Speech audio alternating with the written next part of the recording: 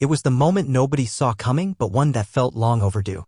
On a fiery recent episode of The Late Show, Stephen Colbert, known for his razor-sharp wit and political satire, unexpectedly turned his comedic sights on Meghan Markle. What followed was nothing short of catastrophic for the Duchess of Sussex.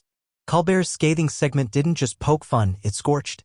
Referring to Markle as a tosser, the crowd roared while millions online replayed the humiliating takedown.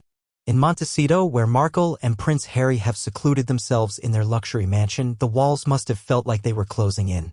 But Colbert's moment wasn't a one-off jab, it was a cultural breaking point, a very public unraveling of a narrative Meghan had spent years trying to control. Meghan Markle's public image has long walked a tightrope, balancing victimhood with ambition, feminism with self-promotion, royalty with rebellion. But in recent years, the mask has slipped too many times.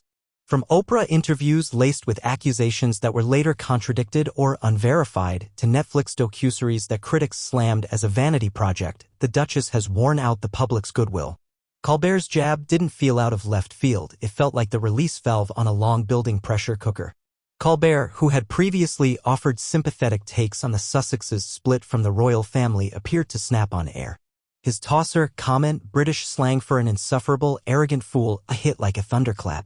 And while it was wrapped in comedy, the undertone was clear. Even Hollywood, even liberal media darlings like Colbert, are growing tired of Meghan's carefully curated image and increasingly contradictory actions. Much of Meghan's public unraveling can be traced to a recurring theme. Her version of events rarely aligns with verifiable facts. Take, for instance, her claim in the Oprah interview that she and Harry were married in a private ceremony 3 days before the public royal wedding. The Archbishop of Canterbury later refuted this, confirming that the legal wedding was indeed the one watched by millions. That moment, subtle as it was, set off alarms. Or her statements regarding being silenced within the royal family despite multiple high-profile interviews, podcasts, and public appearances during her short time as a working royal. Meghan's critics argue she hasn't been silenced. If anything, she's been amplified by a media environment all too eager to platform her narrative without critical challenge. This pattern of telling grand, emotionally charged stories often lacking substantial evidence has begun to backfire. People are asking harder questions. And now, satirists like Colbert, once among her defenders, are weaponizing humor to do what journalists sometimes avoid, call out inconsistencies. In 2020, when Harry and Meghan inked deals with Spotify and Netflix worth a combined $100 million, they were the hottest commodities in Hollywood. But as of 2024, the buzz has dulled into a hum of skepticism. Spotify cut ties after just one season of Meghan's Archetypes podcast. The streaming platform's executive Bill Simmons openly called the couple ing grifters, a brutally honest comment rarely heard in the sanitized world of corporate media. Netflix has kept their partnership alive, but barely. Their docuseries Harry and Meghan debuted with solid numbers, but reviews were mixed and the narrative felt tired. Their next planned projects, rumored animated series and scripted dramas, have either been canned or stuck in development limbo.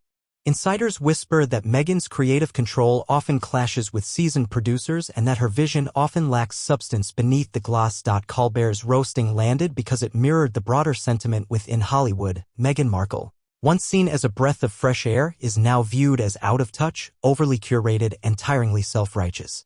Sources close to the Sussexes say Meghan has taken the Colbert clip personally, and how could she not? The Montecito mansion, reportedly worth $14 million, is now described as a fortress of insecurity. Harry is said to be frustrated, allegedly feeling the impact of their American exile in deeper ways than he's let on publicly. Their inner circle has reportedly shrunk. Old friends have gone quiet. Public events are now selectively attended, and Meghan is rarely spotted outside highly controlled environments. Critics argue that this is a self-imposed exile born not of victimhood but of image obsession. Meghan and Harry had the opportunity to be truly free to tell their story, pursue meaningful causes, and reimagine their roles. Instead, they chose the trappings of Hollywood fame, red carpet appearances, A-list deals, and constant media manipulation. Their desire to live a quiet life now seems more like a cover for relentless brand building.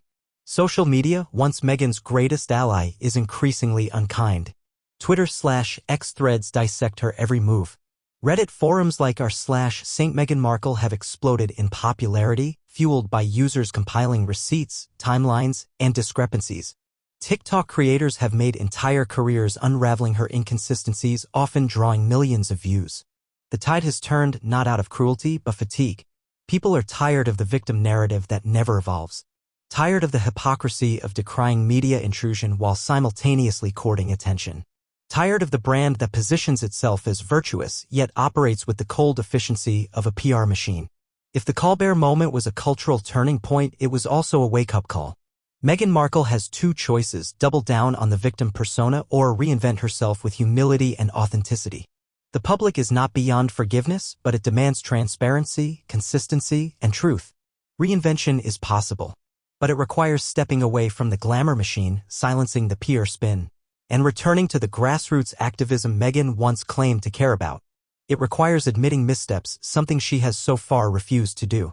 And perhaps most importantly, it requires facing the fact that fame and sympathy are not infinite resources. They run dry when overused. Meghan Markle's challenge isn't just media perception, it's the existential crisis of relevance.